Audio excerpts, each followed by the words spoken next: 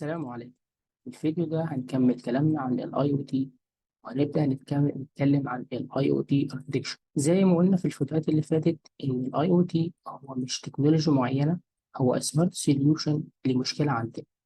وعلشان إحنا نعمل السوليوشن ده فإحنا بنستخدم مجموعة من التكنولوجي علشان نقدر نبني سيستم كامل. فهنبدأ بالاركتكشر بتاعنا. ال IoT Architecture بيختلف من منظور الشخص اللي بيتكلم عن الاركتكشر ده. زي ما قلنا في الفيديوهات اللي فاتت ان الاي او تي ممكن اكتر من شخص يشتغل فيه.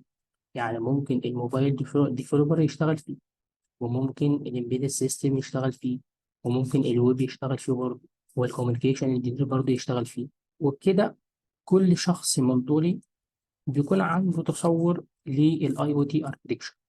فمثلا لو هنتكلم على شخص من منظور الكوميونيكيشن انجينير، فهو هيقسم الاركتكشر بتاع الاي او تي لاكتر من جزء. الجزء الاول وهو السنسورز والاكشويتورز، وديت الاجهزه اللي بتاخد لي الداتا اللي انا عايزها من الريال وورلد بتاعنا. تاني حاجه الاي او تي جيت ويز، وبعدين الايدج، وبعدين الكلاود. ده كده اركتكشر من منظور شخص معين. في اركتكشر تاني وهو مختلف برضه عن ده، بيقسم الاي او تي سيستم لاكتر من لير. عندي اللير بتاعت الديفايس، والايدج لير، والنتورك لير، والكلاود لير.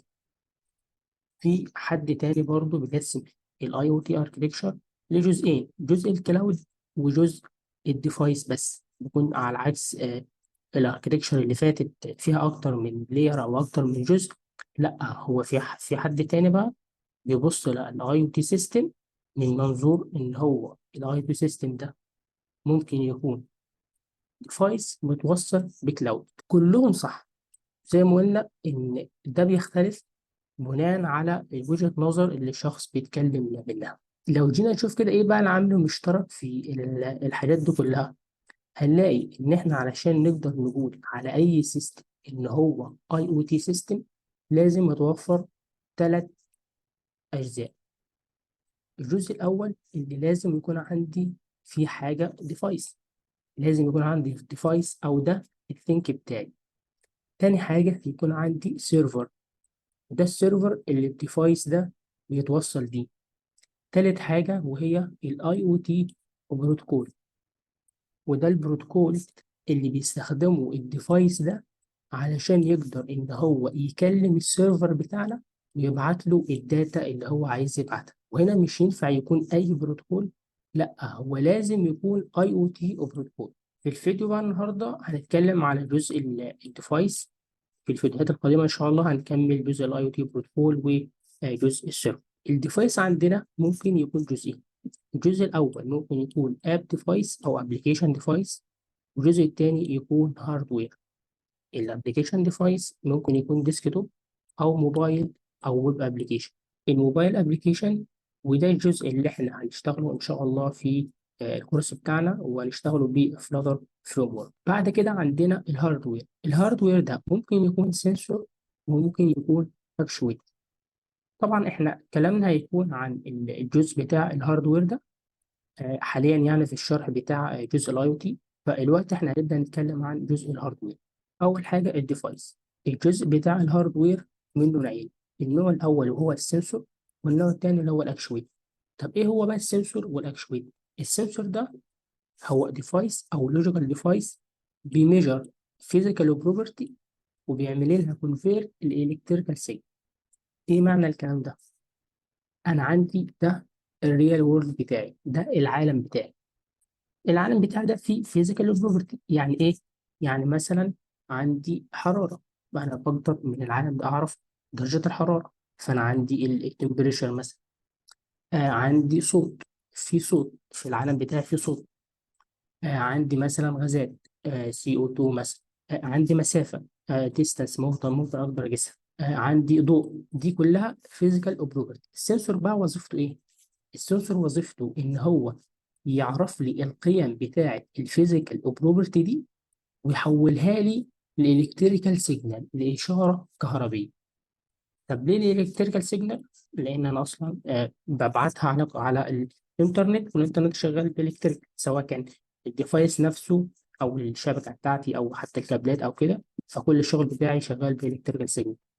فانا السنسور بتاعي هو مصمم ان هو يعرف الداتا ديت اللي هي الفيزيكال بروبرتي، ويحولها لي لاشاره كهربيه، سواء كانت لوجيكال سيجنال او ان هي كانت انالوج سيجنال اللي هي اصفار ووحيد اللي هي اللوجيك سيجنال، او ان هي تكون انالوج سيجنال اللي هي ايه، حاجه زي كده مثلا. مش ده الموضوع بتاعنا، ولكن احنا نعرف ان هو بيحولها لالكتريكال سيجنال. ايه بقى الامثله بتاعت السنسور دي؟ في عندي سنسور كتير جدا، بعرف او بستخدم السنسور اللي انا عايزه حسب الفيزيكال بروبرتي اللي انا عايز اقيسها.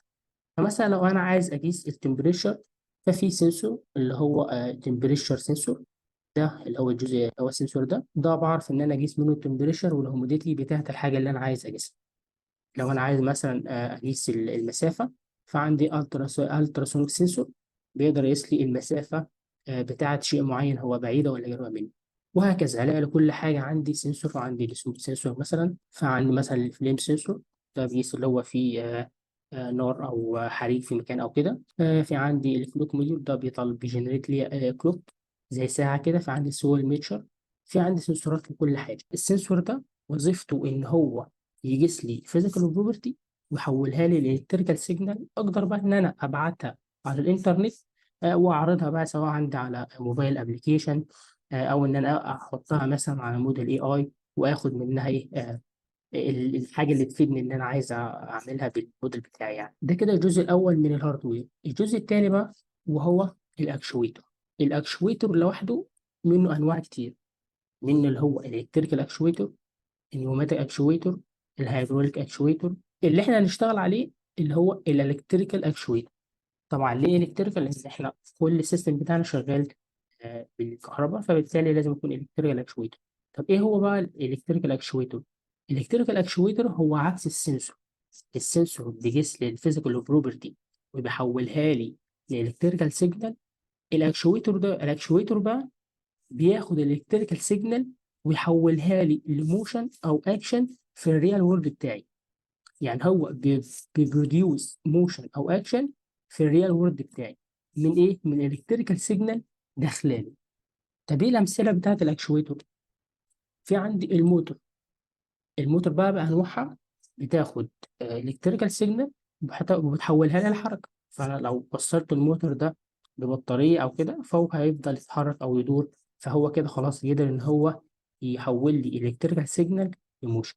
بستخدم الموتور في تطبيقات كتير جدا طبعا، سواء ان انا اعمل روبوت مثلا يتحرك، او ان انا اخليه مثلا يواجه حاجه يمين وشمال او كده، زي السيرفو موتور مثلا بتحكم في درجه الدوران بتاعه، زي السيرفو موتور اللي هو في الجزء ده. حاجه تاني برضو ممكن تكون موجوده عندنا في البيت، وهي السولونويد. السولونويد، او يعني المثال اللي موجود عندنا في البيت اللي هو السمارت لوك، اللي بيكون بيفتح الباب بتاعه وبيقفله بالكهرباء.